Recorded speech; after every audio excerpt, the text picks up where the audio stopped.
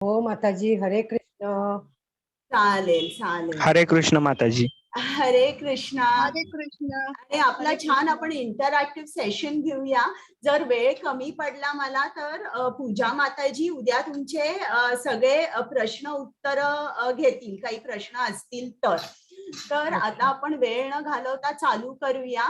आज भक्ती योगातला शेवटचा अध्याय आहे 12वा, भक्ती सेवा. बरं, आपलं संस्कृत जी भाषा आहे त्यामध्ये शब्दां तुम्हाला इतर कुठल्याच भाषांमध्ये मिळणार नाही. तर प्रथम भक्ती किंवा भज याचा अर्थ म्हणजे काय, किंवा भक्ती याचा अर्थ काय, मला सांगाल का? हात वर करा.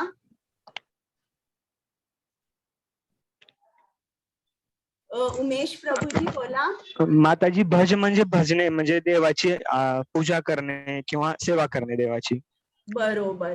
आणि इतर कोणाला काही ऍड करायचं आहे?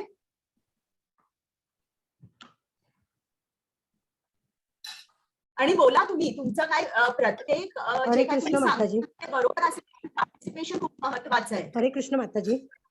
हरे कृष्ण. मला असं सांगायचंय की तन मन धन सगळं अर्पण करून देवाच्या नामस्मरणात लीन होऊन जाणं आणि परमात्म्याला मिळवण्याची जी एक आसक्ती ठेवणं, त्याला भक्ती म्हणतात. चालेल, तुमच्या सर्वांचं उत्तर बरोबर आहे. तरी डिक्शनरीमध्ये भज चा अर्थ म्हणजे सेवा, भक्ती म्हणजे काय? सेवा.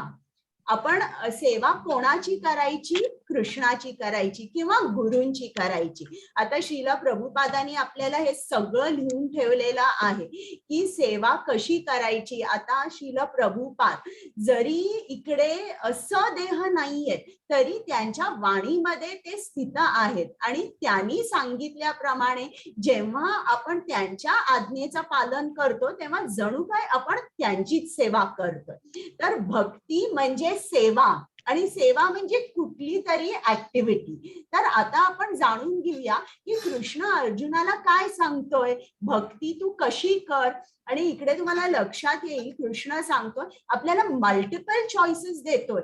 कुठेही असं एका याच्यावर सांगत नाही की हेच केलं तर टिक मार्क, तर तू माझा भक्त होणार नाही. तो आपल्याला मल्टिपल चॉईसेस देतोय आणि ते चॉईसेस कुठले कुठले आहेत ते आता आपण बघून घेऊया. पण अध्याय चालू करण्या अगोदर मी मंगलाचरण म्हणते आणि मग आपण अध्याय चालू करूया. सर्वांना परत एकदा हरे कृष्ण आणि सर्वांचं मनापासून स्वागत. हरे कृष्ण. ओम अज्ञानतिमिरान्धस्य ज्ञानाञ्जनशलाकया चक्षुरुन्मीलितं येन तस्मै श्री गुरवे नमः. श्रीचैतन्यमनोभीष्टं स्थापितं येन भूतले स्वयं रूप गदामह्यं ददाति स्वपदान्तिकं. नम ओं विष्णुपादाय कृष्ण पृष्ठाय भूतले श्रीमते भक्ति वेदांत स्वामी इति नामिने. नमस्ते सारस्वते देवे गौरवाणी प्रचारिणे निर्विशेष शून्यवादी पाश्चात्य देश तारिणे. हे कृष्णा करुणा सिंधु दीनबंधु जगतपते गोपेश गोपिका कांत राधाकांत नमोस्तुते. तप्त कांचन गौरांगी राधे वृंदावनेश्वरी वृषभानुसुते देवी प्रणमामि हरिप्रिये. जय श्री कृष्ण चैतन्य प्रभु नित्यानंद श्री अद्वैत गदाधर श्रीवासादि गौर भक्त वृंद. हरे कृष्ण कृष्ण कृष्ण हरे हरे, हरे राम राम राम हरे हरे.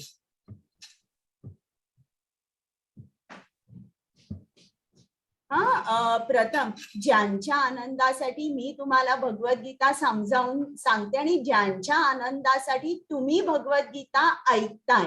आपल्याला असं वाटतं की आनंद आपल्यालाच फक्त मिळतो. आता मला सांगा बरं, तुम्हाला सर्वांना भगवद्गीता क्लास किंवा हे कृष्णाबद्दल ऐकून आनंद होतो का?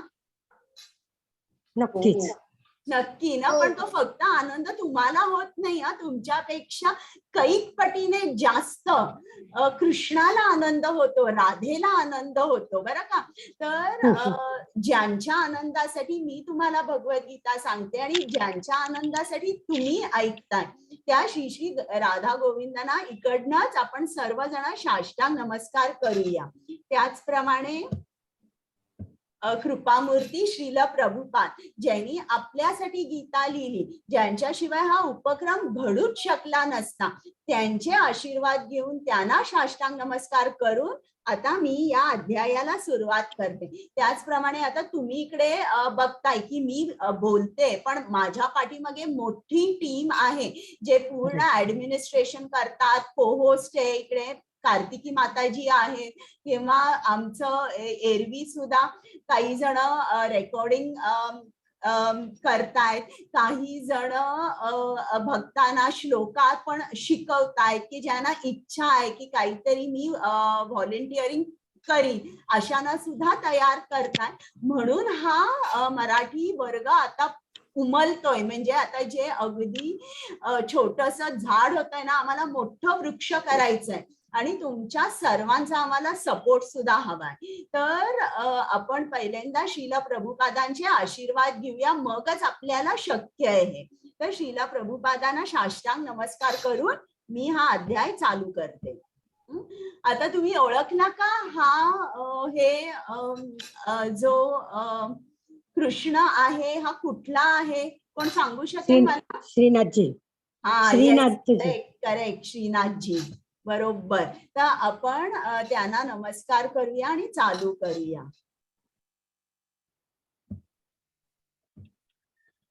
आता काल तुम्ही 11वा अध्याय केला आणि हे मी संक्षिप्त सांगते की अर्जुनाला इच्छा झाली की मला कृष्ण तू तुझं विश्वरूप दाखव आणि तू या पूर्ण भौतिक हे जे ब्रह्मांड आहे या भौतिक जगामध्ये प्रविष्ट कसा झालास हे मला बघायचंय. आणि अर्जुनाची जी इच्छा आहे, कृष्ण भक्तवत्सल आहे, तो लगेच त्यांनी पूर्ण केली. त्याला दिव्य दृष्टी सुद्धा दिली आणि ते विश्वरूप बघून अर्जुनाला आनंद झाला खरा की बापरे माझा मित्र केवढा मोठा आहे. पण नंतर त्यांनी सगळीकडे बघितलं, त्याला दिसलं हजारो मुख आणि त्याच्या एका मुखामध्ये कौरव सेना पूर्ण चालली आहे आणि चिरडली जाते आहे. आणि हे सगळं रूप बघून तो घाबरला. पण त्याला काय करायचं होतं, त्याला त्याचा मित्र हवा होता, श्याम सुंदर रूप की जो त्याचा सखा आहे, मित्र आहे, तो हवा होता. मग सगळं हे विश्वरूप बघितल्यानंतर तो घाबरलेला अर्जुन, ज्याचं मन व्यथित झालं होतं, म्हणाला कृष्णा मला तुझं सौम्य रूप दाखव. आणि एकदा त्यांनी जेव्हा परत सौम्य रूप बघितलं, पहिल्यांदा चतुर्भुज रूप आणि मग नंतर श्याम सुंदर भगवान रूप, ज्याचे 2 हात 2 डोळे 2 पाय, ते रूप बघितल्यानंतर अर्जुनाचा जीव भांड्यात पडला. आता माझा सखा माझ्या समोर आला असं. आता या 12वा अध्याय आहे. तर 12व्या अध्यायामध्ये पहिल्यांदाच अर्जुनाला प्रश्न पडला की कोणत्या रूपाची मी आराधना करावी, कोणत्या रूपाचं मी ध्यान करावं, कोणतं रूप माझ्या मनामध्ये भरावं, असा प्रश्न अर्जुनाला पडला. मग आता या प्रश्नांची उत्तर आपल्याला कृष्ण 12व्या अध्यायात देणार आहे की भक्ती कोणाची करावी, अव्यक्त निर्विशेष किंवा निराकार ब्रह्मरूपाची की सगुण रूपाची. मग भक्तीमध्ये जर आपल्याला पुढे जायचं असेल तर काय करायला हवं, भक्ती कोणत्या कोणत्या प्रकारे करता येते हे कृष्णाने सांगितलं. आणि मग शेवटी मात्र कृष्णाने सांगितलं की मला कुठले भक्त खूप प्रिय आवडतात किंवा मला भक्तांमधले कुठले गुण आवडतात. तर कुठला भक्त कृष्णाला खूप प्रिय आहे हे कृष्णाने सांगितलं. आता मी चालू करते. कार्तिकी माताजी तुम्ही अनुवाद वाचाल का? हो चालेल माताजी, वाच. बरं. हरे कृष्णा. अर्जुन उवाच एवं सतत युक्ता ये भक्तास्त्वां पर्युपासते ये चाप्यक्षरम् अव्यक्तं तेषां के योगवित्तमाः. अर्जुनाने विचारले, कोणते अधिक परिपूर्ण मानले जाते? जे तुमच्या भक्ती सेवेत योग्यरित्या व्यस्त आहेत किंवा जे अव्यक्त ब्रह्माची पूजा करतात ते अव्यक्त आहेत? आता इकडे हरे कृष्ण. अर्जुनाने प्रश्न विचारलाय की कुठला भक्त परफेक्ट आहे, जो तुझ्या सगुण रूपाची पूजा करतो की त्या विश्वरूपाची किंवा निर्विकार रूप आहे. आता मला हात वर करून सांगा, तुम्ही आतापर्यंत जाणले की आपल्याला श्रीकृष्णाकडे जायचं असेल किंवा त्याला ओळखायचं असेल तर त्याचे 3 टप्पे आहेत. पहिलं आपल्याला ब्रह्म किंवा ब्रह्मन रूप म्हणजे त्याचं सर्व तेज जे आहे तिथपर्यंत आपण जातो.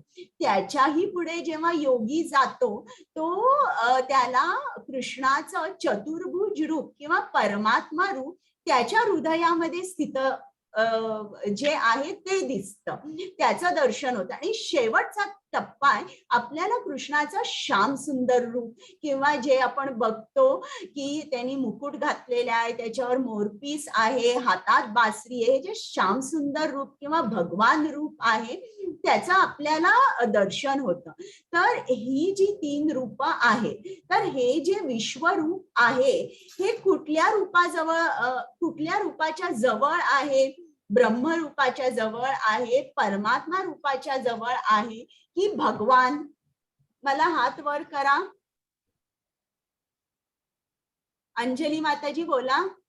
परमात्मा रूपाच्या बरं, आणि माता- तुम्हाला सांगायचंय काही? ब्रह्मरूपाच्या जवळ आहे माताजी. बरोबर. हे जे विश्वरूप आहे ना ते ब्रह्मरूपाच्या जवळ आहे.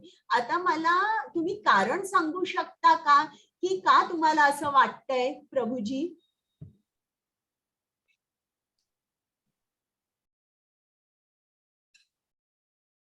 अनम्यूट होता येतंय का तुम्हाला? अनम्यूट होता येतंय. तुम्हाला का वाटतंय विश्वरूप जे आहे ते ब्रह्मरूपाच्या किंवा लाईटच्या जवळ आहे असं का वाटतंय? कारण ते तेजस्वी आहे. बरोबर आहे. म्हणजे त्या रूपामध्ये तुमच्या लक्षात असेल तर कृष्णाने सांगितलं त्याला अंत नाहीये, मध्य नाहीये, आरंभ नाहीये.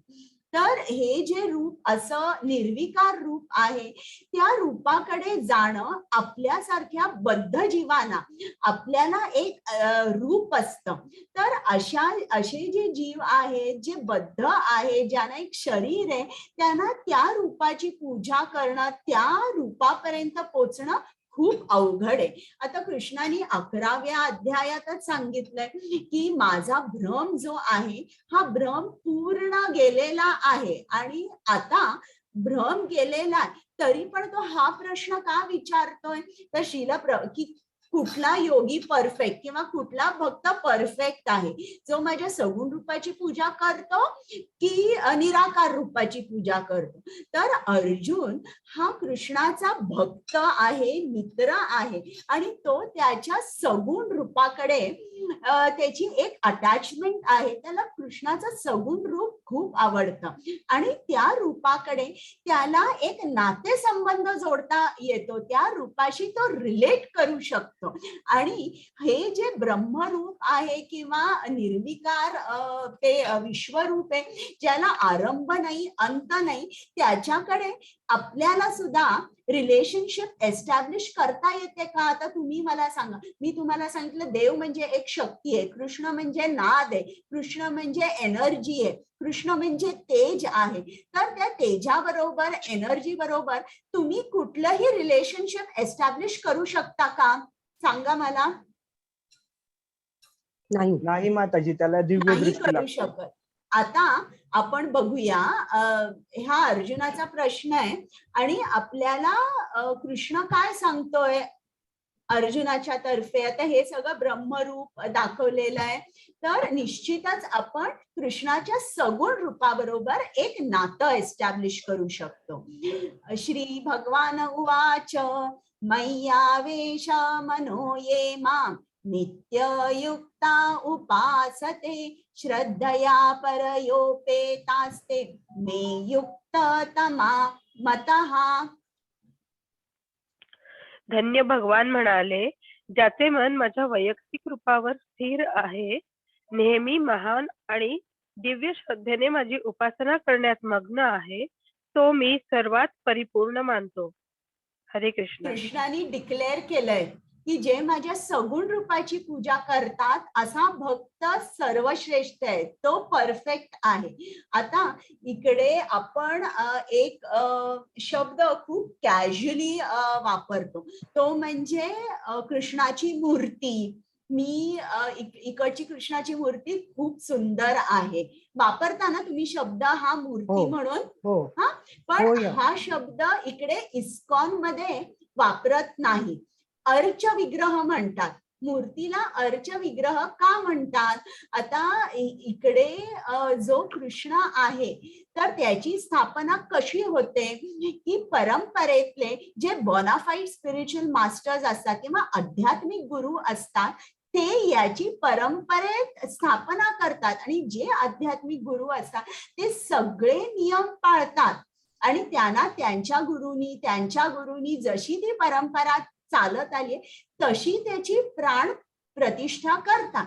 एरवी तुम्ही मंदिरात बघितले तर जी कृष्णाची मूर्ती असते किंवा जी मंदिरं असतात, मोठमोठे इंडियामधले जे वेल्दी श्रीमंत बिझनेस क्लास असतो त्यांनी ते मंदिरं तयार केलेली असतात. पण परंपरेतच या विग्रहाची स्थापना होते की नाही माहित नाही. आणि जेव्हा एखादा माणूस परंपरेत असतो आणि तो त्या मूर्तीची स्थापना करतो, तो कृष्णाला पर्सनली रिक्वेस्ट करतो, म्हणजे विनंती करतो की कृष्णा तू इकडे येऊन राहा आणि जे भक्त तुझ्याकडे तुझ्या दर्शनाला येतील तू त्यांचं कल्याण कर. आणि त्या एका गुरुच्या पर्सनल रिक्वेस्टवर कृष्ण तिकडे स्थित असतो. आता म्हणून इकडे अर्च विग्रह म्हणतात, मूर्ती म्हणत नाही. श्रील प्रभुपाद म्हणतात की जे मूर्ती म्हणतात ना की idol worship is a concocted idea, that's a mental concoction. Idol worship असं काही नसतं. गुरुनी परंपरेत जेव्हा तो तिकडे प्राण प्रतिष्ठा किंवा परंपरेत ती मूर्ती तिकडे ते सगळे नियम फॉलो करून तिकडे कृष्णाला रिक्वेस्ट करून तो कृष्णाला बोलवतो, तेव्हा कृष्ण तिकडे असतो. आणि नामानिष्ठ प्रभूजी म्हणतात की जेव्हा आपण मंदिरात जातो तेव्हा आपल्याला काय वाटतं, आपण कसे वावरतो तिकडे की ही मूर्ती म्हणजे दगड आहे किंवा मार्बल आहे किंवा लाकूड आहे अशी आपली भावना असते. पण ऍक्च्युली असतं उलट की, आणि आपण स्वतःला समजतो की मी सजीव आहे, पण असतं उलट, आपण निर्जीव असतो आणि ती मूर्ती सजीव असते. हे लक्षात ठेवा. आपलं कॉन्शियसनेस असं असतं जणू काही मृत असतं. आपण मंदिरात जातो, जोर जोरात बोलतो, फोन आला फोन उचलतो, मोबाईल लगेच कानाला लावतो, म्हणजे ऍज इफ की तिकडे कृष्ण नाहीये. पण असं हे आहे, हे पूर्ण ऍक्च्युली उलट आहे. आणि लक्षात घ्या, जेव्हा आपण मंदिरात जातो, आपण सांगतो ना आज मला कृष्णाचं खूप छान दर्शन झालं किंवा मी मंदिरात कृष्णाचं दर्शन घेण्यासाठी जाणार. पण ऍक्च्युली उलट असतं. कृष्णाची इच्छा असते की त्याला भक्ताला भेटायचं असतं, म्हणून आपली बुद्धी होते आणि आपण मंदिरात जातो. तर हे अर्च विग्रह सांगताना श्रील प्रभुपादांनी खूप छान उदाहरण दिलंय. ते आता म्हटलं तर तुम्ही मुलांना सांगितलं ना तर तो कॉन्सेप्ट समजत नाही, पण तुम्हाला सर्वांना समजेल. आता समजा जर आपल्याला पत्र टाकायचं असेल, पूर्वी ना 30 वर्षापूर्वी वगैरे आपण पेटीमध्ये टाकत होतो. तर लाल पेटी म्हणजे काय, गव्हर्नमेंट व्हॅलिडेटेड लेटर बॉक्स. आणि समजा जर त्याच्या बाजूलाच एका मुलांनी खेळण्यातला तसाच मोठा बॉक्स ठेवला, तर आपलं पत्र त्या पेटीत टाकलं त्या डमी पोस्ट बॉक्स मध्ये, तर पोचेल का ते सांगा बरं मला. अजिबात नाही. आपल्याला गव्हर्नमेंटच्याच लेटर बॉक्स मध्ये, पोस्ट बॉक्स मध्ये ते पत्र टाकलं पाहिजे, तरच ते डेस्टिनेशनला पोहोचेल. त्याचप्रमाणे कृष्णाकडे आपण जेव्हा जिकडे एका शुद्ध भक्ताने कृष्णाला विनंती केली आहे तिकडे जातो, कृष्ण पर्सनली प्रेझेंट असतो आणि आपली प्रार्थना तो ऐकतो. हा फरक आहे. म्हणून तुम्ही जेव्हा जाताना आपण म्हणतो ना, अरे रे हे मंदिर आहे ना इकडे इकडे, हे खूप जागृत आहे, म्हणतो की नाही आपण? हो हो. हे तर त्याच्या पाठचं कारण हे आहे. आणि जे 6 गोस्वामी आहेत वृंदावनाचे, जे चैतन्य महाप्रभूचे जे डायरेक्ट डिसायपल्स होते, शिष्य होते, त्यांनी सुद्धा तिकडे जे अर्चविग्रह आहेत कृष्णाचे, ते सुद्धा असेच आहेत. कृष्णा पर्सनली तिकडे असतो. तर जर मला वेळ झाला ना तर एखादी गोष्ट मी तुम्हाला सांगेन त्याच्यावर. आता कृष्ण सांगतोय की ब्रह्मरूप किंवा जे विराट विश्वरूप आहे त्याच्यावर ध्यान केलं आणि माझं जरी तू सगुण रूपाचं ध्यान केलं तरी ती प्राप्ती होईल. पण ती प्राप्ती जर तू निर्विकार रूपावर केलीस तर अधिक क्लेशदायक आहे. कार्तिकी माताजी वाचता? हो, परंतु जे सर्व इंद्रियांचे संयमन करून आणि सर्वांच्या ठाई समबुद्धी ठेवून अव्यक्त इंद्रियातीत सर्वव्यापी, अचिंत्य, अविकारी, स्थिर आणि अचल अशा परमसत्याच्या निर्विशेष रूपाची पूर्ण उपासना करतात, ते सर्वांच्या हितार्थ संलग्न होऊन शेवटी माझीच प्राप्ती करतात. आता इकडे बघा काय सांगितलंय, निर्विकार रूपाची पूजा करायची म्हणजे पहिलं सर्व इंद्रियांचे संयमन, सेन्सेस फुल्ली कंट्रोल. आणि अर्जुनाने काय सांगितलंय मला सांगा? 6वा अध्याय त्यांनी मनाबद्दल काय सांगितलंय कृष्णाला? कोणी सांगू शकेल? त्याचं मन कसं आहे? त्यांनी ध्यान योग पूर्ण नाकारला. कृष्ण हा इम्प्रॅक्टिकल आहे, मी करू शकत नाही. तर काय सांगितलं अर्जुनाने? का नाही तो ध्यान योग करू शकणार? कोण सांगेल? लक्षात आहे तुमच्या? अष्टांग योग आहे त्याच्यात. पण त्यांनी सांगितलं मला काय हा योग करता येणार नाही. त्यांनी कृष्णाने सांगितलंय ना, यम नियम, आसन, प्राणायाम, आहार, प्रत्याहार, ध्यान, धारणा आणि शेवटी समाधी. तर आणि तिकडे सेन्सेस कसे लागतात? इंद्रियांचा पूर्ण संयम लागतो. तर त्यांनी काय सांगितलंय? माझं मन चंचल आहे, माझं मन हट्टी आहे आणि खूप बलवान आहे. तू सांगतोय हे शक्य नाही. आता इकडे कृष्ण काय सांगतो? सर्व इंद्रियांचे संयमन करून ही समबुद्धी तर आपल्याला सुद्धा आहे, भक्ती योगाना भक्ती योग जे करतात त्यांनाही लागू. पण सेन्सेस फुल्ली कंट्रोल्ड, इंद्रिय आपल्या वशामध्ये पाहिजे, असं पाहिजे. आणि मग आपण उपासना करायची आणि शेवटी माझी प्राप्ती होते. म्हणजे ऍट लास्ट, म्हणजे हा जो मार्ग आहे हा क्लेशदायक आहे, हा 100% आपल्यासाठी योग्य नाहीये. श्रील प्रभुपाद त्यांच्या पर्पटमध्ये लिहितात की आपल्याला शरीर आहे, आपल्याला एक आकार आहे, फॉर्म आहे, त्याच्यामुळे आपल्याला तो कॉन्सेप्ट जो निर्विकार आहे तो ऍक्सेप्ट करायला खूप अवघड जातं. आणि जर आपल्याला तो ऍक्सेप्ट करायला खूप अवघड जातं तर ही प्रोसेस सुद्धा आपल्याला अवघड जाते. आता जेव्हा श्रील प्रभुपाद सांगतात की आपण बद्ध आहोत, आपल्याला एक रूप आहे आणि आपण अजून आत्म्याच्या स्तरावर स्थित नाही, आपण शारीरिक स्तरावर आहोत. जेव्हा आपण आत्म्याच्या स्तरावर स्थित असतो तेव्हा आपल्याला निर्विकार ओके आपण करू शकतो. पण जर तुम्ही बघितलं तर दिवसभरात तुमच्या ज्या ऍक्टिव्हिटीज असतात त्या कशा असतात? Centred around mind and body, to give mind peace, म्हणजे मनाची शांती आपल्याला लागते, आनंद लागतो आणि बॉडीला कम्फर्ट लागतो. सकाळपासून सगळ्या ऍक्टिव्हिटीज काय आपण करतो त्याचा जो सेंटर पॉइंट असतो तो माइंड आणि बॉडी.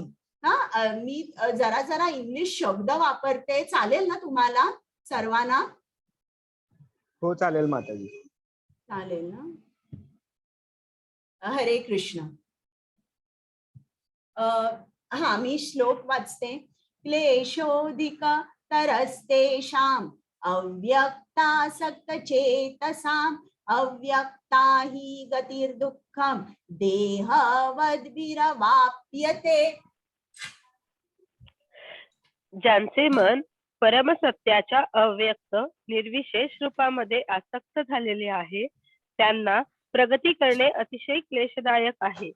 त्या मार्गात प्रगती करणे हे देहधारी जीवांसाठी नेहमीच अतिशय दुष्कर असते. हरे कृष्ण. तर हे आपल्याला काय इकडे लक्षात येतं, कृष्ण स्वतः सांगतोय बरं का, की तो जो मार्ग आहे तो अवघड आहे आणि खूप ट्रबलसम, खूप क्लेशदायक आहे. तर कृष्ण आपल्याला इनडायरेक्टली काय सांगतोय, की तुम्ही माझी भक्ती करा, या मार्गावर तुम्ही जाऊ नका, अवघड आहे हा मार्ग. आणि इकडे एक जर सोपं उदाहरण देऊन सांगायचं असेल तर आता सगळी भौतिक उदाहरणं मी तुम्हाला देते, पण तुम्हाला समजण्यासाठी त्याचा उपयोग करते बरं का.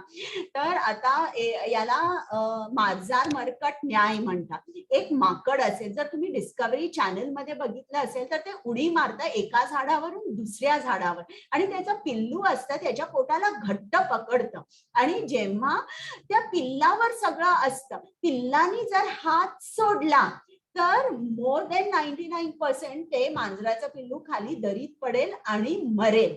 कारण आईचा फुल कॉन्सन्ट्रेशन कुठे असतं, मी एका झाडावरून दुसऱ्या झाडावर उडी मारलेली आहे, एक हात सोडलेला असतो, दुसरा हात पकडायला ती जाते आणि त्याच्यामध्ये जरी ते पिल्लू आणि हात सोडला तरी ती करू शकत नाही की स्वतःचा जीव पहिल्यांदा वाचवणार. तर जेव्हा हे माकड असं करतं, रिस्पॉन्सिबिलिटी त्या पिल्लावर असते की मी आईचं पोट मला घट्ट पकडायचं. पण तेच मांजर जर तुम्ही बघितलं ते काय करतं, आपल्या पिल्लांना आपल्या जबड्यामध्ये दातामध्ये पकडतं, सुरक्षितपणे त्यांना दुसरीकडे घेऊन ठेवतं. तर मांजरावरती जबाबदारी असते की आपल्या पिल्लांना ते लांब सुरक्षित जागेत ठेवेल. त्याचप्रमाणे जेव्हा आपण निर्विशेष निराकार ब्रह्माची पूजा करतो तेव्हा आपल्याला कृष्णाची मदत नसते, सगळे एफर्ट्स हे आपले असतात, सगळे एफर्ट्स त्या माकडासारखं रिस्पॉन्सिबिलिटी आपल्यावर असते. पण भक्त जो असतो त्याचं तसं नसतं. हे मांजर आपल्या पिल्लांना कसं करतं त्याप्रमाणे कृष्ण पर्सनली प्रेझेंट असतो, भक्तांच्या संकटांचं तो निरसन करतो आणि पर्सनली तो त्याच्या भक्तांची काळजी घेतो. खूप छान उदाहरण आहे माताजी. हो, आता मी श्लोक वाचते.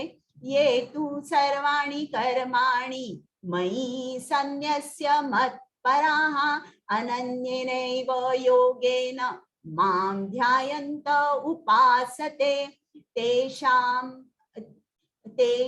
अहं समुद्धर्ता मृत्यु संसार सागरात् भवामि न चिरात् पार्थ मय्यावेशित चेतसाम्. हरे कृष्ण. कार्तिकी माताजी. हो हो.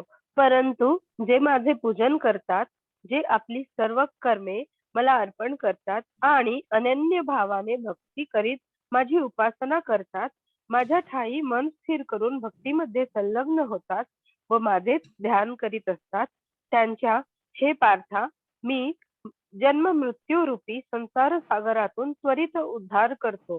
हरे कृष्ण.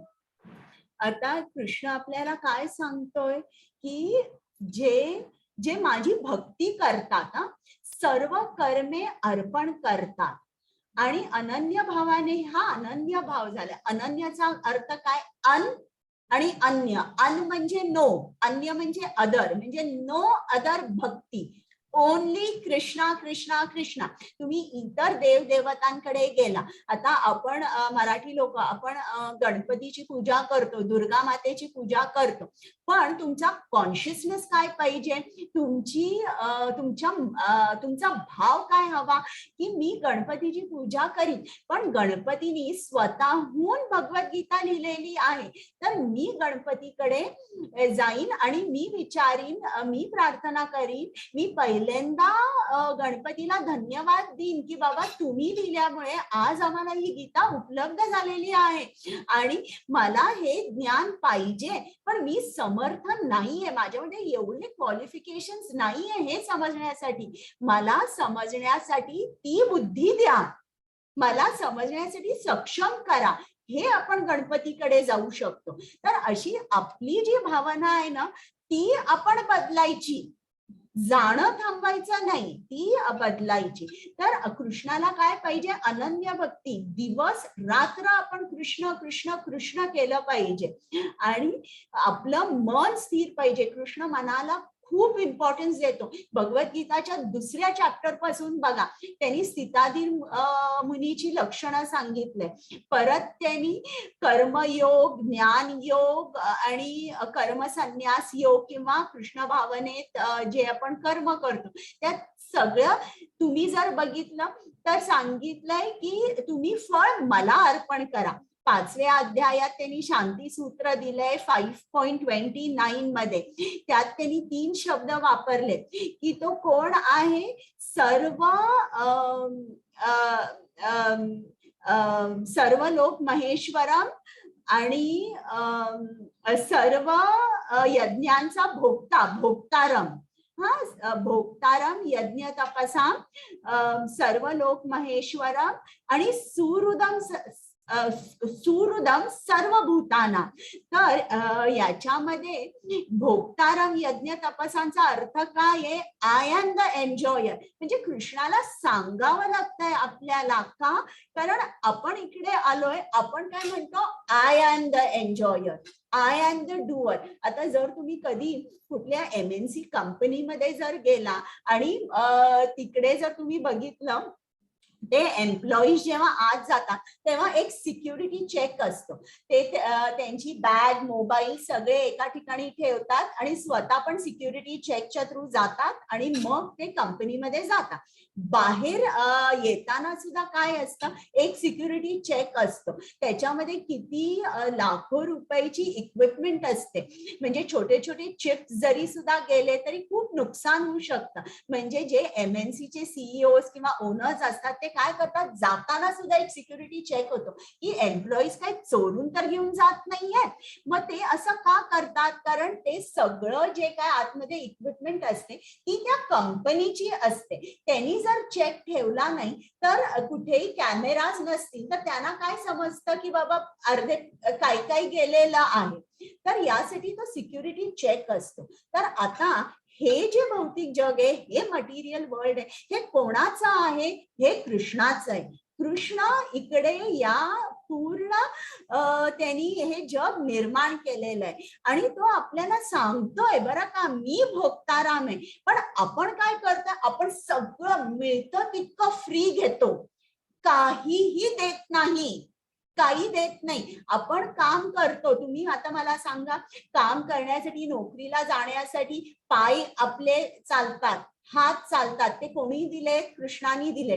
डोळ्यांनी आपण बघतो, बुद्धीनी आपण कम्प्युटरवर काम करतो, म्हणजे सगळी इंद्रिय, मेन बुद्धी आपल्याला कोणी दिली आहे, कृष्णाने दिली आहे. त्याच्यामुळे आपण करतो. पैसे मिळाले, सगळे माझे, मला कोणालाही द्यायचे नाहीये, घरी सुद्धा कोणाला द्यायचे नाही, कृष्णालाही द्यायचे नाही. घरी मिनिमम पगार दिला जातो आणि मी हे पैसे कोणाला देणार नाही. आता असं केल्यावर काय होतं मी तुम्हाला सांगते, जेव्हा एखादी नदी वाहते, जेव्हा ती नदी वाहते तोपर्यंत आपण जातो, नदीचं पाणी पितो, पशु पक्षी असतात ते येतात, मधुर पाणीचा आस्वाद घेतात. आता ही नदी समजा जर स्टॅग्नेट झाली, स्टॅग्नेंट वॉटर आहे एका ठिकाणी, तुम्ही जाल का तिकडे पाणी प्यायला,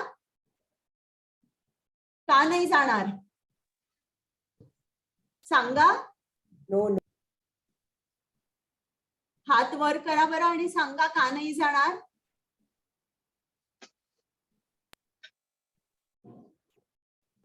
कोण सांगतंय? तुम्हाला अनम्यूट करायला येतंय ना?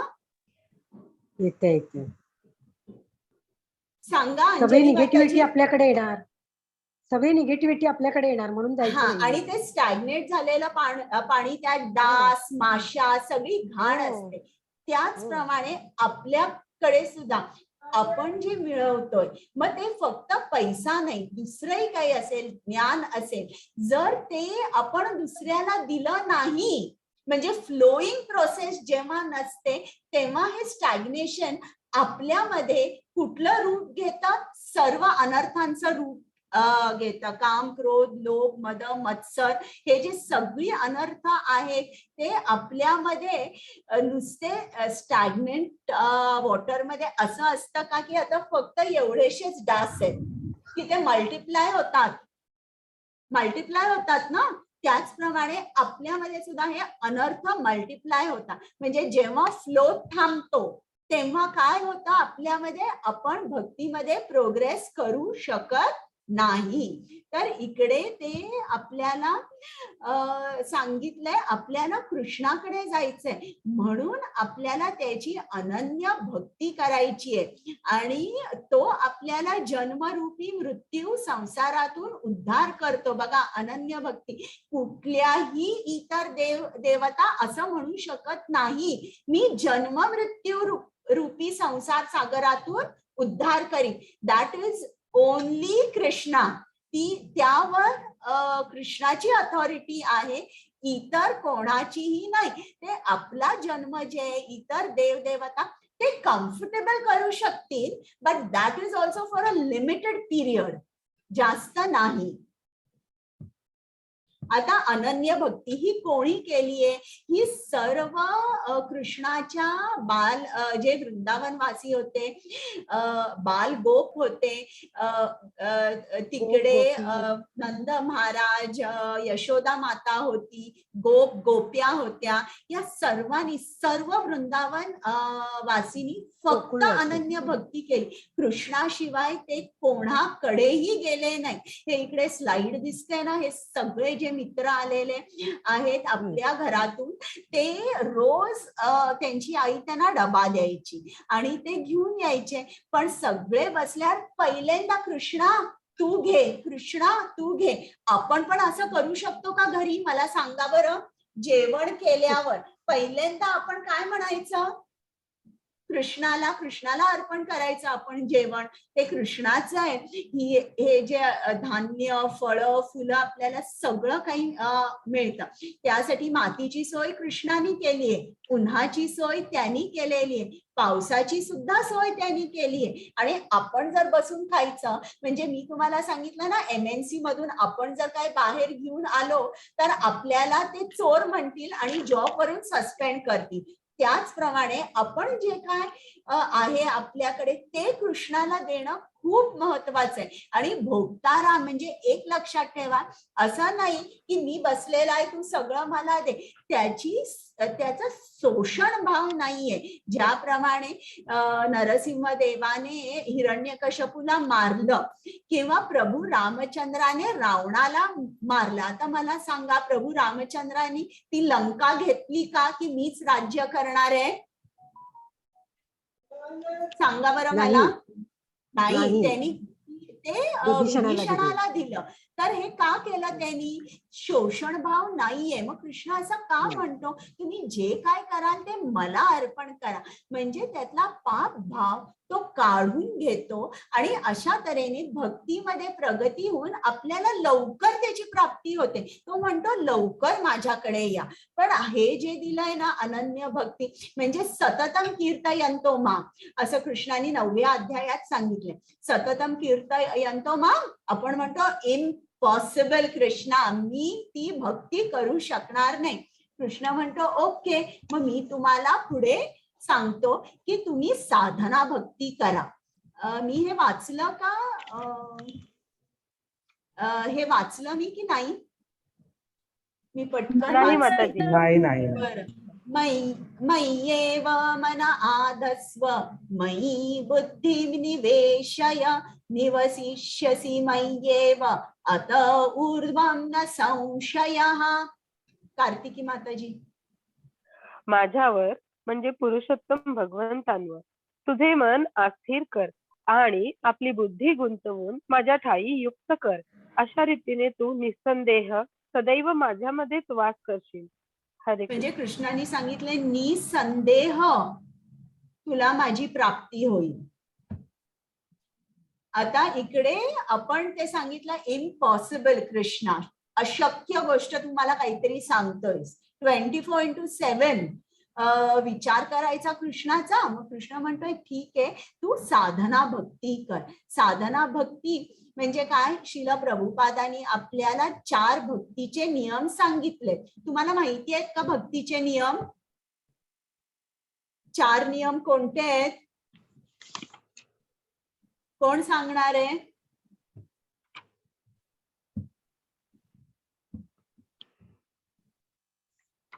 सांगा बरं.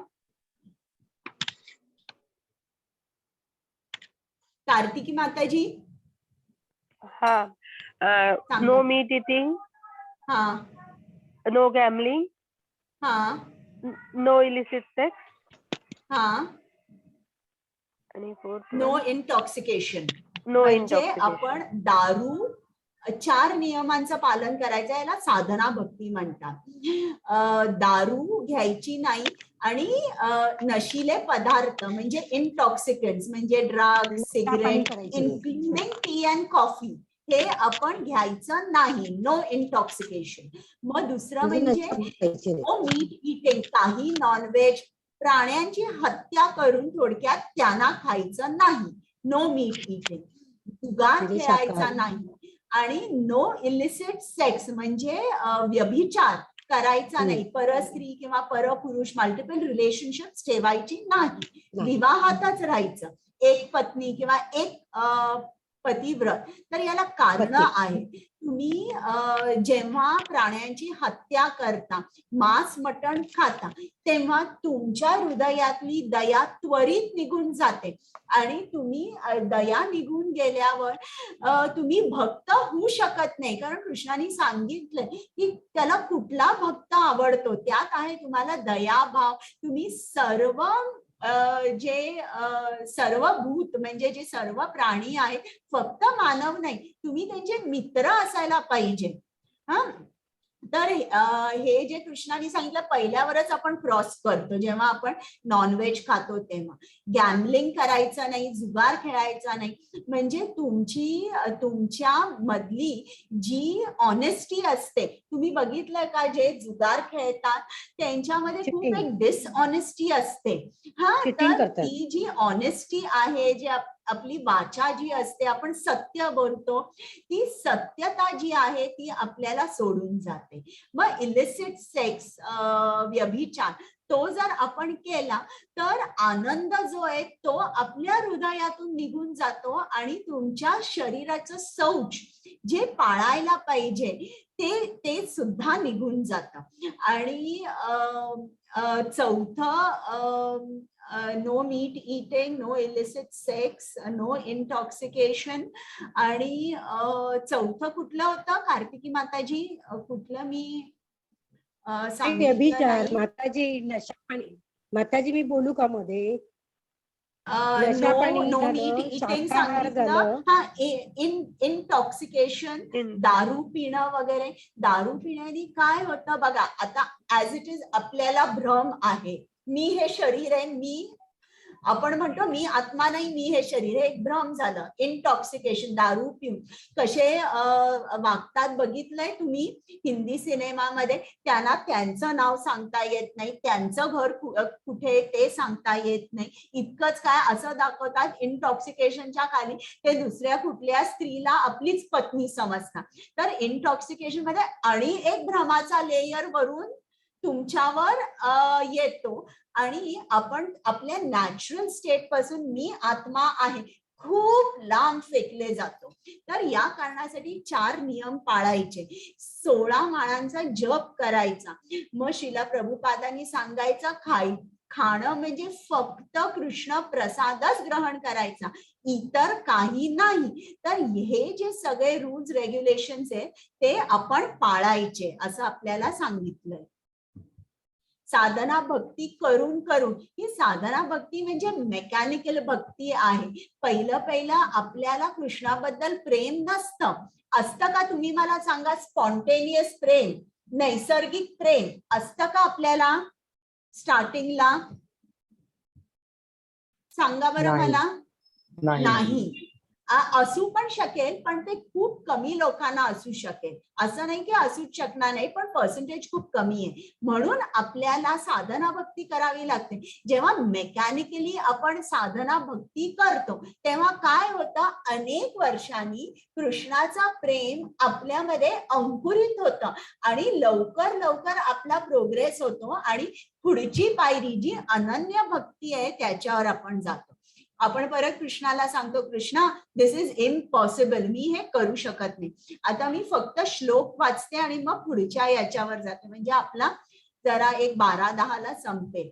अथ चित्तं समाधातुं न शक्नोषि मयि स्थिरम् अभ्यास योगेन ततो मामिच्छाप्तुं धनंजय. इकडे त्यांनी सांगितलं भक्ती योग जो आहे त्या नियमांचं पालन कर. म्हणून मी आता इकडे कृष्ण सांगतोय तेही तुला करता येत नसेल. आपण म्हणतो तेही मी करणार नाही. किती मल्टिपल चॉईसेस आहेत बघा. आपल्याला असं वाटतं भक्तीमध्ये मी ऍडजस्ट करते, मी केवढी प्रार्थना करते, मी रोज सकाळी उठते, मी जप करते, मी कांदा लसूण खात नाही, मी हॉटेलमध्ये खात नाही. आपल्याला वाटतं आपण ऍडजस्ट करतो, पण आहे ऑपोजिट. कृष्ण आपल्यासाठी ऍडजस्ट करतो. तो म्हणतोय ठीक आहे, साधना भक्ती नाही ना, तर तुम्ही जे काय कर्म करता ना ते माझ्यासाठी करा. तर इकडे दिलंय अभ्यासेप्य समर्थोसी मत्कर्म परमो भव मदर्थम अपि कर्माणि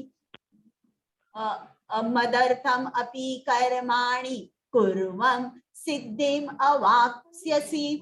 आता इकडे त्यांनी सांगितलंय तुम्ही फक्त माझ्यासाठी कार्य करा. इकडे त्यांनी दाखवलाय की एक माणूस आहे, तो मंदिरासाठी काहीतरी बांधकाम करतोय.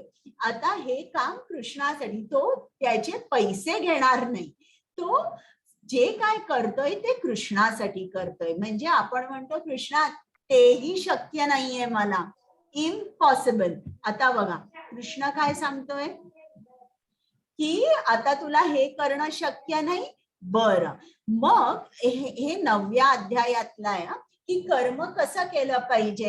हे कुंतीपुत्रा, तू जे काही करतोस, जे काही खातोस, जे काही अर्पण करतोस, दान करतोस, जो काही तप करतोस ते तू मला अर्पण कर, बरं का. म्हणून मी सांगितलं की आपण ही जी भगवद्गीता मी ज्यांच्या आनंदासाठी तुम्हाला सांगते, ज्यांच्या आनंदासाठी तुम्ही ऐकताय, त्या श्री श्री राधा गोविंदांना आपण साष्टांग नमस्कार करूया. म्हणजे आपण स्वतःसाठी नाही, आपण कृष्णाच्या आनंदासाठी कुठलंही कार्य करायचं असतं. हे 9व्या अध्यायात आहे, हे कृष्ण सांगतो. तर हे मला सांगा की हे काय अवघड आहे का? आपण घरी रोजच जेवतो, पण जर आपल्याला साधना भक्ती शक्य नाही, अनन्य भक्ती शक्य नाही, तर घरी तरी आपण रोज जे काही खातो सकाळपासून रात्रीपर्यंत ते आपण कृष्णाला अर्पण करू शकतो का? सांगा बरं मला. हे अवघड आहे का? नैवेद्य म्हणून करू शकतो आपण. करू शकतो. सोपं आहे ना, डुएबल आहे ना, की आपण करू शकतो ना ते. मग तरी पण आपण म्हणतो नाही कृष्णा हे शक्य नाहीये. मग आता आपण कृष्ण काय सांगतो की जर यात पण तू असमर्थ असशील, ठीक आहे, तू सकाम कर्म कर. सकाम कर्माचा याच्यामध्ये अर्थ काय आहे की समाज सेवा कर.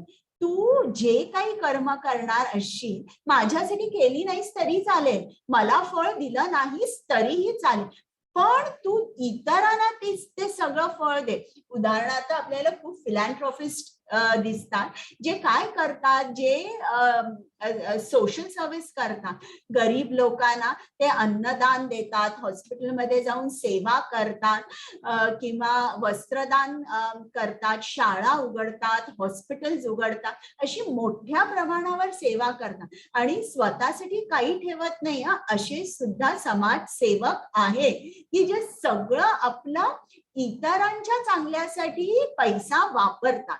तर कृष्ण म्हणतो ठीक आहे, तसं तुला करणं शक्य नाही, तर तू सकाम कर्मयोग कर. आणि सकाम कर्मयोग जेव्हा करशील, सगळं फळ तू जेव्हा दुसऱ्यांना अर्पण करशील, तेव्हा तुझं मन शांत राहील, कारण ते फळाशी असोसिएट करणार नाही. जेव्हा आपण फळाशी असोसिएट करतो, कुठलंही कर्म करतो, जेव्हा नोकरीसाठी जातो तेव्हा पहिल्यांदा बघतो आपल्याला पगार किती मिळणार आहे, काय पर्क्स आहेत, किती हॉलिडेज आहेत, फळ आधी बघतो आपण. तर आपण फळाशी इतके असोसिएट होतो आणि त्या फळासाठी आपण कर्म करतो, त्याच्यामुळे आपलं जे मन आहे ना ते फळाशी अटॅच्ड होतं. खूप स्ट्रॉंगली फळाशी अटॅच झाल्यावर ते कधीही स्थिर राहू शकत नाही किंवा कृष्ण ज्ञान ते ऍब्सॉर्ब करू शकत नाही. ज्याप्रमाणे एक लहान मुलगा असेल आणि आईने त्याला सांगितलं दामटून आता अभ्यास कर, आणि मुलं इतर बाहेर खेळतायत आणि त्याला आवाज आला की मुलं खेळतायत क्रिकेट, त्याला सुद्धा क्रिकेट खूप खेळायचंय, पण आईने इकडे बसवलंय. आता मला सांगा, त्याचं मन खेळाकडे केंद्रित आहे, तर तो अभ्यास करू शकेल का? सांगा बरं. हरे कृष्णा, अनम्यूट करून सांगा. नाही करू शकणार. त्याचप्रमाणे आपलं सुद्धा मन जेव्हा फळाशी अटॅच्ड असतं, फळाची आसक्ती असते, तेव्हा कृष्ण ज्ञान आपल्यामध्ये शिरू शकत नाही. तर हेच कृष्णाने सांगितलंय की तुम्ही माझ्यासाठी कर्म करायचं नसेल तर सकाम कर्म, समाजसेवा करा आणि ते फळ सगळं तुम्ही त्यांना द्या. मग आपण म्हणतो नाही ते पण मला शक्य नाही, सर्व फळाचा त्याग करणं तेही शक्य नाहीये. मग कृष्ण आपल्याला आणि चॉईसेस देतो. तर ते कुठले चॉईसेस आहेत बघा. श्रेयो हि ज्ञानम अभ्यासात ज्ञानात ध्यानं विशिष्यते, ध्यानात कर्म फल त्यागस, त्यागात शांती अनंतरम. आता वाचता का हे जरा कार्तिकी माताजी? हो माताजी. तुला जर असा अभ्यास करणे शक्य नसेल तर ज्ञानाचे अनुशीलन करण्यात तू स्वतःला संलग्न कर. तथापि ज्ञानापेक्षा ध्यान श्रेष्ठ आहे आणि ध्यानापेक्षाही कर्मफलांचा त्याग करणे श्रेष्ठ आहे, कारण अशा कर्मफल त्यागामुळे मनुष्याला मनशांती प्राप्त होते. हरे कृष्ण. आणि जेव्हा मनुष्याला मनशांती प्राप्त होते तेव्हाच तो कृष्णाचा विचार करू शकतो, अन्यथा नाही. आता इकडे तुम्ही बघितलंय, इकडे दाखवलंय हे ज्ञान आत्मसात करतात, त्याला म्हणतात ज्ञान योग. आता ज्ञानापेक्षा ध्यान श्रेष्ठ आहे कृष्णाने सांगितलं, आणि ध्यानापेक्षा सर्व कर्मफळांचा त्याग श्रेष्ठ आहे, कारण त्यांनीच कृष्ण प्राप्ती होऊ शकते. ही गोष्ट माहिती आहे का तुम्हाला? ही फळवाली बाई आहे आणि कृष्ण आहे, ती माहिती आहे? तुम्ही अनम्यूट करून उत्तर देऊ शकताय. हो नाही माताजी ही गोष्ट नाही माहिती, प्लीज सांगा. बरं मी सांगते. ही भागवतम मध्ये आहे. सर्वांना कृष्ण माहित होता बरं का. ते सगळ्या ज्या गोपी होत्या आणि इतर वृंदावनवासी होते, ते सगळं कृष्णाबद्दल सांगायचे. कृष्ण असा आहे, कृष्ण तसा आहे, आणि बऱ्याच जणांना इच्छा व्हायची की हा जो गोड गोड बाळ आहे ना, हा कोण आहे, आपण पण याला बघावं, याचं रूप आहे, या रूपाचं आपणही दर्शन घ्यावं. तर असंच एक फळवाली होती, तिलाही इच्छा झाली की आज मी फळं घेऊन विकायला जाते, बघूया मला कृष्णाचं दर्शन होतं का. आणि ती तिकडे फळं विकायला गेली आणि टोपलीमध्ये खूप फळं होती आणि बाहेर जाऊन तिने हाक मारली आणि कृष्णाने ऐकली आणि कृष्ण बाहेर आला आणि त्याचं रूप बघून ती खूप मोहित झाली आणि तिने कृष्णाला सांगितलं तुला जे काय हवं ते घे. तर कृष्णाने सगळी फळं घेतली आणि त्यांनी बघितलं होतं त्यावेळेला बार्टर सिस्टम होती, म्हणजे तुम्ही काही विकत घेतलं त्याच्या इन रिटर्न तुम्ही धान्य देत असेल त्या दुसऱ्या माणसाला. तर त्यांनी हे आईला करताना बघितलं होतं म्हणून हा कोठरीत गेला आणि तिकडे तांदूळ होते, ते तांदूळ आपल्या मुठीत आणले. आता तो लहान, त्याची मूठ केवढी लहान, एका मुठीत किती तांदूळ मावणार, ते तांदूळ घेऊन तो आला बाहेर आणि येता येता आपल्या मुठीतून सगळे तांदूळ पडले आणि मूठ उघडली तर 2च दाणे होते. पण त्या 2 दाण्यात सुद्धा ती बाई एकदम संतुष्ट झाली. ते 2 दाणे तिने घेतले आणि घरी गेली आणि इकडे कृष्ण आपल्या घरी गेला ती फळं वगैरे घेऊन. आता त्या 2 दाण्यांचं रूपांतर काय झालं, अनमोल हिरे, सगळे जवाहर, सगळी अनमोल रत्न भरून ती टोपली भरलेली होती. तर असं असतं आपण कृष्णाला थोडं जरी दिलं ना तो मॅनिफोल्ड आपल्याला रिटर्न करतो, काही पटीने जास्त रिटर्न करतो. आता तुम्ही मला सांगा 2 तांदळाचे दाणे, तुम्ही त्या तांदळाच्या दाण्याची आज सुद्धा प्राइस सांगू शकाल का, किंमत किती असू शकेल ते? आणि ते जे अनमोल रत्न टोपली भरून मिळाली त्याचं सुद्धा आपल्याला इन रिलेशन टू ते 2 दाणे तांदळाचे आणि याच्यामध्ये तुम्ही रिलेशन एस्टॅब्लिश करू शकाल का की पैशामध्ये किती पटीने जास्त मिळालं ते? सांगा बरं मला. शक्य हो नाही की नाही? माताजी, शक्य नाही हो तसं. शक्य नाही. तर कृष्ण असा परत करतो आपल्याला जेव्हा तो आपल्याला काहीतरी मागतोय. लक्षात ठेवा त्याला काहीतरी द्यायचं आहे म्हणून तो आपल्याकडे मागतो. आणि ही जी बाई आहे म्हणजे तो उद्धार करतो. उद्धार म्हणजे काय, आपल्याला जन्म मृत्यूच्या चक्रातून काढतो आणि आपल्याला कृष्ण प्रेम, कृष्ण प्राप्ती ही उपलब्ध होते.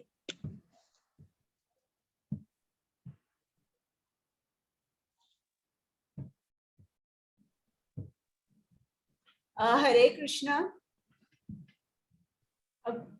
कार्तिकी माताजी वाचता?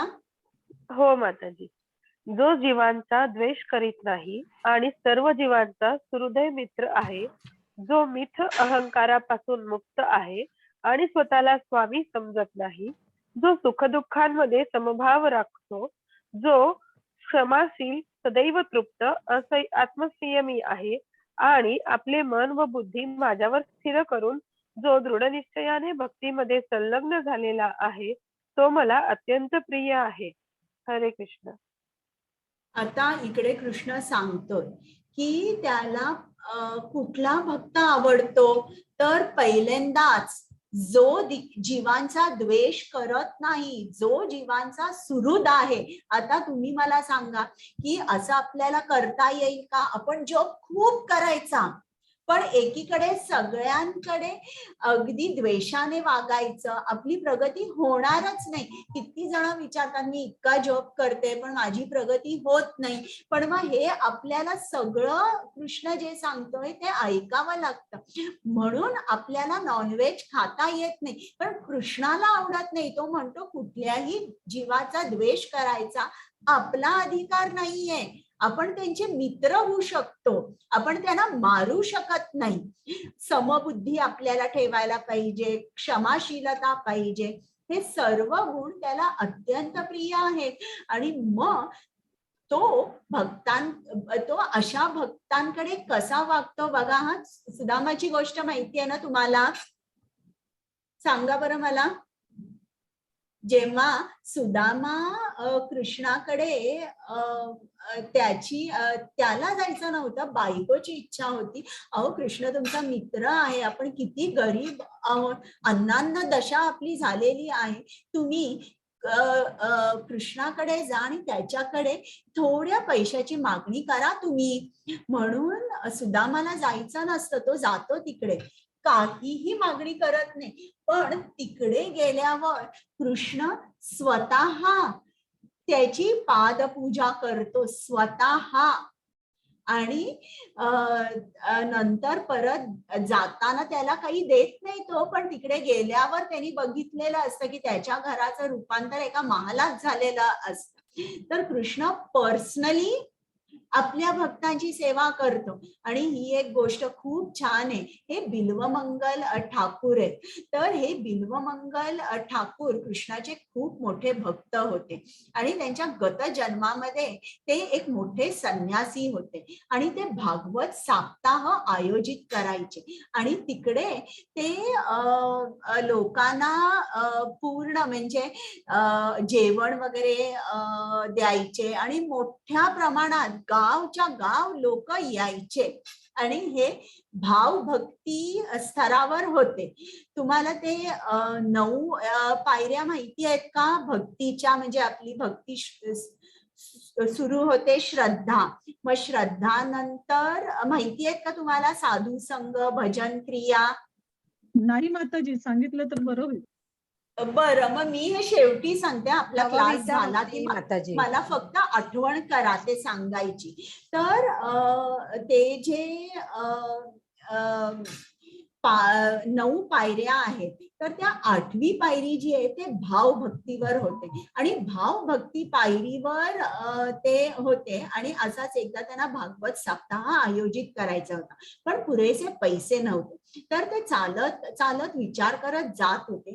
तिकडे त्यांना एक स्मशानभूमी दिसली. त्या स्मशानभूमीमध्ये खूप चांगले कपडे घातलेली लोक आली होती आणि त्यांनी तिकडे एका लहान मुलीचं, एक 18-20 वर्षाच्या मुलीचं प्रेत बघितलं, जिला खूप चांगलं सजवलं होतं आणि खूप हिऱ्याच्या कुड्या, हिऱ्याचा नेकलेस, हिऱ्याच्या बांगड्या आणि खूप अगदी किमती रत्न तिच्या अंगावर होते.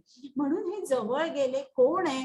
तिकडे जवळ गेल्या त्यांना समजलं की ही राजकन्या आहे आणि तिकडे त्या राज्याचे राजा राणी त्यांना दिसले आणि त्यांना वाटलं, अरे ही मुलगी मेलेली आहे, हे प्रेत आहे, प्रेताला काय उपयोग आहे या सगळ्या किमती गोष्टींचा?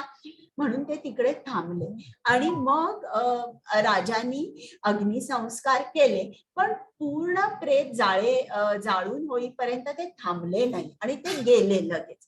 मग हा प्रेताच्या जवळ गेला आणि तो बांगड्या आणि हिरे काढणार, हिऱ्याची माळ काढणार, तितक्यात त्याला आवाज आला की तू थांब, तू जवळ येऊ नकोस, माझे दागिने काढू नकोस, तुला दागिने हवे आहेत तर माझ्या वडिलांकडे जाते, या राज्याचे राजा आहेत, माझ्या उशीखाली एक माझा ज्वेलरी बॉक्स आहे, त्यात माझे सगळे किमती दागिने ते सगळे घे.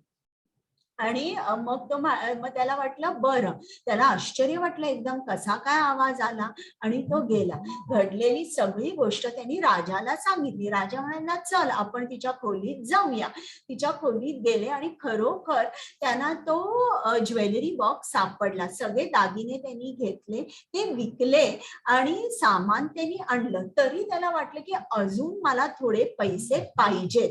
तर परत तो त्या स्मशानभूमीत गेला आणि आता त्यांनी ते सगळे तिकडे दागिने पडले होते बरं का तसेच, आणि ते प्रेत आता हे जाळून गेलेलं होतं, ते सगळे घेतले आणि गेला.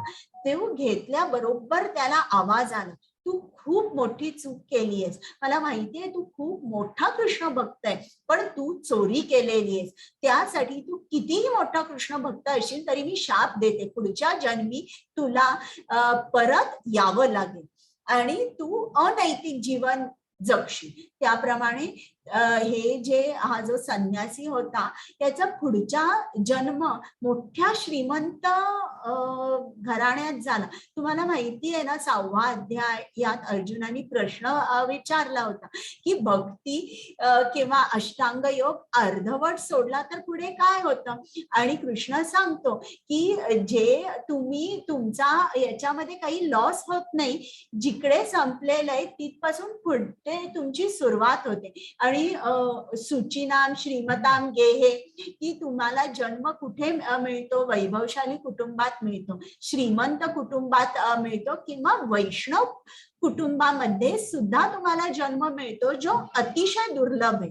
तर त्याप्रमाणे या 3 पैकी याला खूप श्रीमंत घराण्यामध्ये जन्म मिळाला. आता याचं बिल्वमंगल नाव होतं आणि तो या जन्मामध्ये तो एक वुमन हंटर होता, स्त्री गमन करत होता. आणि त्याची एक गर्लफ्रेंड होती, म्हणजे एक वेश्या होती, तिच्याकडे तो रोज जात होता आणि ती त्याला खूप खूप प्रिय होती. तर एके दिवशी काय झालं, याचे वडील गेले आणि त्याला श्राद्ध करायचं होतं.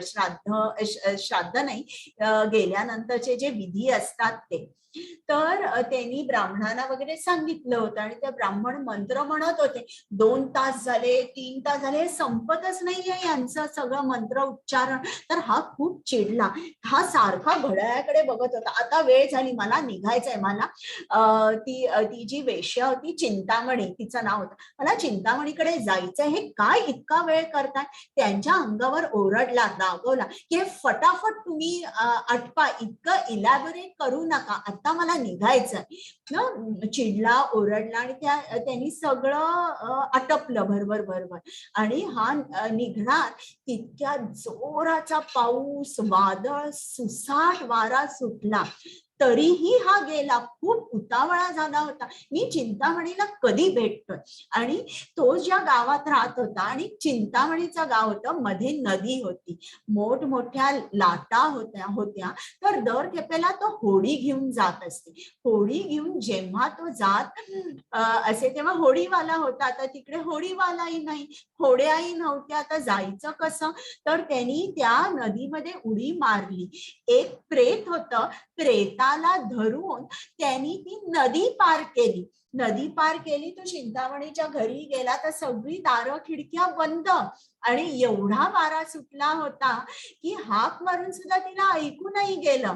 तर त्यांनी तिकडे त्याला अंधार होता आणि एक दोरी होती, ती दोरी चढून तो तिच्या खिडकीत गेला. पहिल्या मजल्यावर उघडली ती खिडकी आणि उडी मारली. ती घाबरली की तुम्ही इतक्या रात्री कसे काय आला. आणि तिने खिडकीच्या बाहेर बघितलं, तिला साप दिसला असा हलताना. तर ती म्हणे, बापरे, साप आहे. सापाला धरून एवढ्या रात्री तुम्ही माझ्यासाठी आला.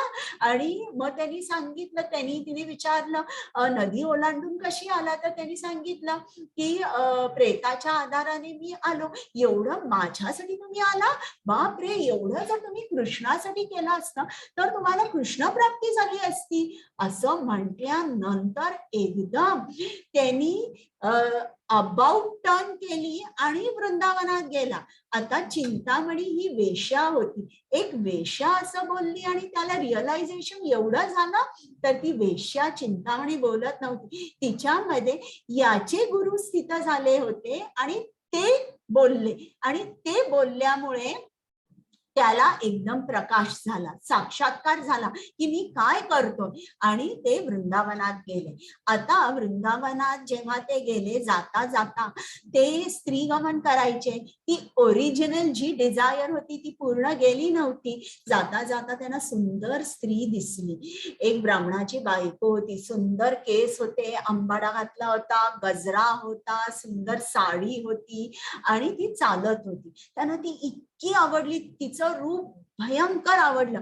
तिच्या पाठी पाठी पाठी गेले आणि ती बाई बघते की कोण माझा पाठलाग करतोय. गेली आपल्या घरात शिरली. घरात शिरल्यावर ती आतमध्ये गेली आणि दार बंद केलं. बाहेर वरांड्यामध्ये तिचा नवरा होता आणि हा तिकडे गेला घरी आणि त्या नवऱ्याला सांगितलं, त्या बाई आहेत त्यांना बोलवू शकाल का तुम्ही? त्या नवऱ्याला का माहित नव्हतं. त्यांनी आतमध्ये बायकोला सांगितलं, कोणीतरी भेटायला आलं. ती बाहेर आली, घाबरली जरा, काय माणूस आता मला विचारतोय. आणि यांनी जे बिल्वमंगल ठाकूर होते त्यांनी सांगितलं, माताजी मला तुमच्या आंबाड्यातल्या आकडा द्याल का? मग तिने आकडा काढून घेतला. त्यांनी तो आकडा घेतला आणि आपल्या डोळ्यांमध्ये घातला आणि डोळे फोडले की कृष्णाकडे जाताना जी इंद्रिय बाधा आणतायत या मार्गामध्ये ती इंद्रियच मला नको आहेत. म्हणून त्यांनी हे केलं आणि मग वृंदावनामध्ये गेला. वृंदावनामध्ये गेल्यावर त्यांनी कृष्णावर खूप खूप भजन, खूप गाणी त्यांनी लिहिली, त्यांना सूर दिला. आणि हे जे बिल्वमंगल ठाकूर आहे त्यांची सेवा करायला रोज कृष्ण पर्सनली तिकडे यायचा, त्यांना दूध फळं द्यायचा आणि ते जे गात होते ते तो ऐकायचा. तर ही ती स्लाइड आहे की जे ते बसलेले आहेत आणि कृष्ण स्वतः येऊन ऐकायचा. तर असे जे भक्त आहेत ते कृष्णाला प्रिय आहे. म्हणजे याचा अर्थ असा आहे का की आपण असं करायचं नाही, आपण त्यांचं अनुकरण म्हणजे कॉपी करू शकत नाही. अनुसरण म्हणजे आपण त्यांच्या कमल चरणांचं, शुद्ध भक्तांच्या कमल चरणांचं शरण घेऊ शकतो आणि त्यांना सांगू शकतो मलाही कृष्णाकडे जायचंय. माझी इंद्रिय खूप बलवान आहे, माझ्या इंद्रियांना मी माझ्या वशमध्ये कसं ठेवू, त्यांचा संयम कसा करू, याच्यासाठी तुम्ही मला मार्गदर्शन करा. याच्यावरून आपण आपल्याला असं समजतं की आपल्यामध्ये सुद्धा काय अवगुण असतात आणि जेव्हा आपण कृष्ण भावना भाविक जीवन जगतो तेव्हा ज्याप्रमाणे पंखा जो असतो तो जेव्हा 5 स्पीडवर असतो किंवा एकदम टॉप स्पीडवर असतो, बंद केल्यावर तो पूर्ण बंद होत नाही, हळूहळू बंद करतो. त्याप्रमाणे हळूहळू आपली सुद्धा अनर्थ निघतात. पण आपल्याला पेशन्स हवा, धैर्य हवं आणि आपण दृढव्रत पाहिजे.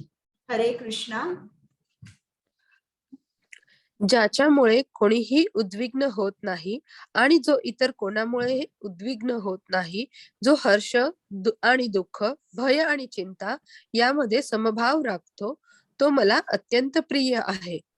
हरे कृष्ण. आता इकडे एक स्लाइड दाखवली आहे की शंकर आहेत आणि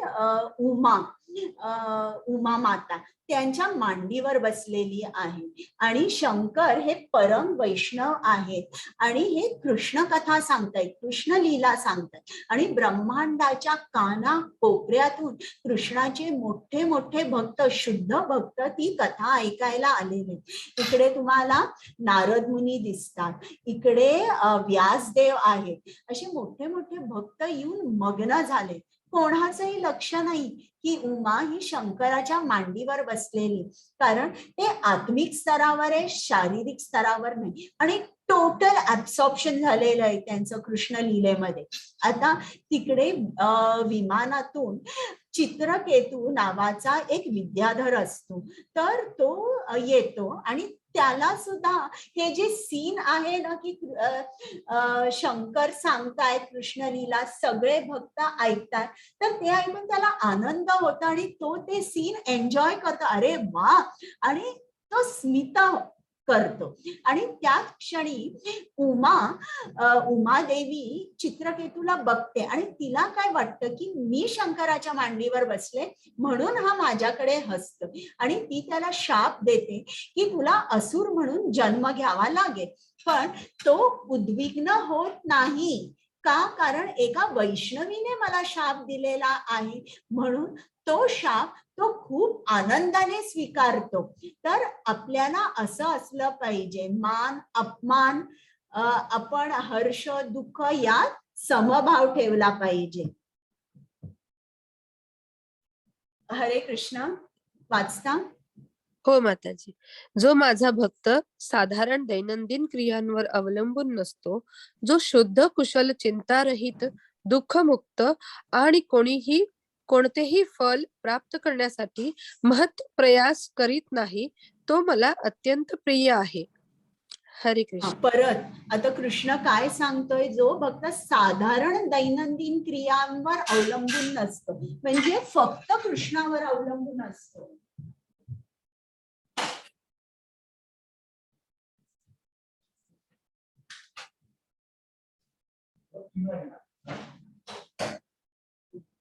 की इकडे कृष्ण आपल्याला काय सांगतोय की असं नाही की आज माझं शेड्यूल टाईट आहे, मी जॉब करू शकत नाही, मी काही करू शकत नाही, आज माझ्याकडे कामाची बाई नाही आली, मी जॉब करू शकत नाही. दैनंदिन क्रियांवर आपण अवलंबून असतो. कृष्णाला आवडत नाही. आपल्या सेल्फ डेव्हलपमेंटसाठी थोडा वेळ खूप जरुरी आहे की आपण कृष्णाला हा दिला पाहिजे. हरे कृष्ण. हरे कृष्ण माताजी. जो हर्षितही होत नाही किंवा दुःखही करीत नाही, शोकही करीत नाही किंवा आकांक्षाही करीत नाही, आणि ज्याने शुभाशुभ गोष्टींचा त्याग केला आहे, असा भक्त मला अत्यंत प्रिय आहे. हरे कृष्ण. आता इकडे भक्त प्रल्हादचं उदाहरण दाखवलंय की तो कसा आहे, फिक्स्ड आहे. तो नारायणाचं नाम घेतोय, त्याला काहीही वाटत नाही. त्याच्या वडिलांकडून त्याला खूप त्रास झाला, पण नाही, तो एकदम स्थिर आहे. याला म्हणतात स्थिताधीर मुनी.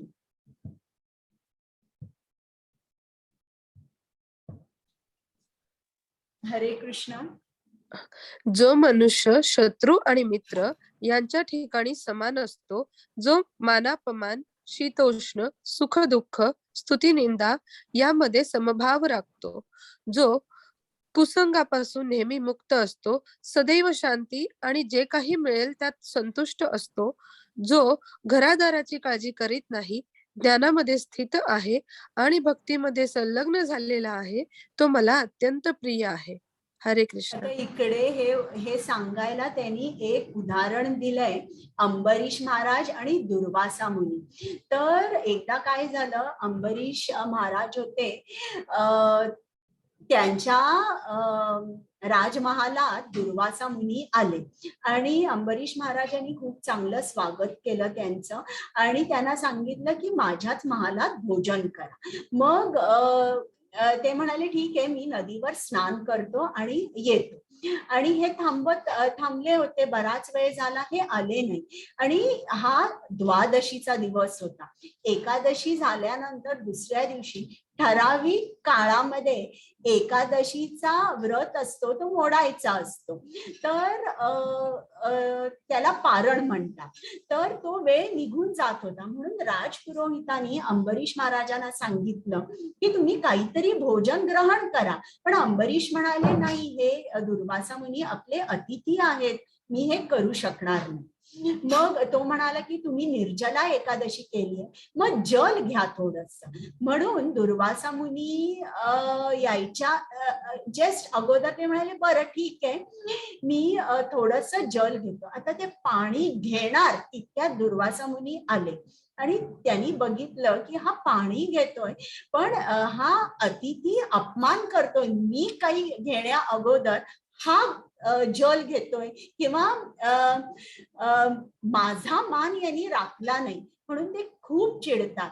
त्यांची जटा जी आहे, जटेतून एक केस काढतात, उपटतात, त्यातून एक राक्षस बाहेर येतो आणि त्या राक्षसाला सांगतात की अंबरीशचा तू वध कर. पण हा कृष्णाचा भक्त असतो, कृष्ण भक्ताचं रक्षण करतो, म्हणून या अंबरीश महाराजांचं रक्षण करायला विष्णू आपलं सुदर्शन चक्र पाठवतो आणि या सुदर्शन चक्र तिकडे येऊन या राक्षसाचा वध करतो आणि अंबरीश महाराजांच्या पाठी हे सुदर्शन चक्र लागतं. आणि हे सुदर्शन चक्र जे आहे हे दुर्वासा मुनी पळतायत सुदर्शन चक्र पाठी. हा मोठा सिद्ध योगी असतो, म्हणून ब्रह्मलोकात जातो, ब्रह्माला सांगतो माझे प्राण वाचव. ब्रह्म म्हणतो हे सुदर्शन चक्र माझं नाही, मी काय ते पाठी घेऊ शकत नाही. मग शिवलोकात जातो, कैलासावर शंकरांना प्रार्थना करतो, तेही तेच उत्तर देतात. मग वैकुंठ लोकात जातो, विष्णूकडे प्रार्थना करतो, विष्णू म्हणतो मी काय करू शकत नाही, हे जे चक्र आहे हे चक्र फक्त माझ्या भक्ताच्या म्हणण्यावर परत येऊ शकेल. म्हणून तो काय करतो की अंबरीश महाराजांना सांगतो की विष्णू सांगतो की तुम्ही आता इकडे अंबरीश महाराजांकडे जा. मग हे दुर्वासा मुनी पळत पळत अंबरीश महाराजांकडे येतात, क्षमा मागतात. अंबरीश महाराज लगेच क्षमा करतात आणि सुदर्शन चक्राला सांगतात की तू जेथून आलायस तेथेच परत जा. तर इकडे आपल्याला दिसतं मान अपमान शत्रू मित्र आपण समान राहिलं पाहिजे. आता शेवटचा आहे श्लोक. जे भक्ती सेवेच्या या अविनाशी मार्गाचे अनुसरण करतात आणि जे पूर्णपणे श्रद्धेने स्वतःला जोडून घेतात, मला सर्वोच्च ध्येय बनवतात, ते मला खूप प्रिय आहेत. हरे कृष्ण. तर असं कृष्ण शेवटी आपल्याला सांगतो की जे त्याची भक्ती करतात, श्रद्धा पाहिजे बरं का, आणि सर्वोच्च ध्येय कृष्ण आहे असं म्हणतात, ते कृष्णाला खूप खूप प्रिय असतात. तर आता आपला झालेला आहे आणि मी तुम्हाला सांगितलं भक्तीचे जे 9 पायऱ्या आहेत ते मी सांगते. तर पहिली म्हणजे श्रद्धा, दुसरा म्हणजे साधू संग, तिसरं म्हणजे भजन क्रिया, म्हणजे श्रद्धा झाल्यावर आपण साधू संग करतो म्हणजे असोसिएशन ऑफ डिव्होटीज. मग भजन म्हणजे कीर्तन करतो, नामजप करतो. मग त्यांनी काय होतं, चौथी स्टेज अनर्थ निवृत्ती, आपल्या हृदयातले अनर्थ जातात. मग निष्ठा होते म्हणजे थोडं आपण फर्म होतो या मार्गामध्ये. मग रुचीनंतर आसक्ती म्हणजे अटॅचमेंट टू कृष्णा, मग भावभक्ती आणि शेवटची प्रेम भक्ती. तर अशा या स्टेप्स आहेत. तर आता आपला झालेला आहे क्लास. आता तुम्हाला प्रश्न असतील तर उद्या पूजा माताजी घेतील, चालेल ना? मी आता एंड करू का सेशन? चालेल माताजी, मला चालेल, दुसऱ्या कुणाला माहिती नाही पण चालेल, बराच वेळ चालेल ना? ओके. हरे धन्यवाद, कृष्णा. धन्यवाद. वांछा कल्पतरुभ्यश्च कृपा सिंधुभ्य एव च पतितानां पावनेभ्यो वैष्णवेभ्यो नमो नमः. अनंत कोटि वैष्णव वृंद की जय. श्रील प्रभुपाद की जय. हरे कृष्णा. हरि बोल. हरे कृष्ण.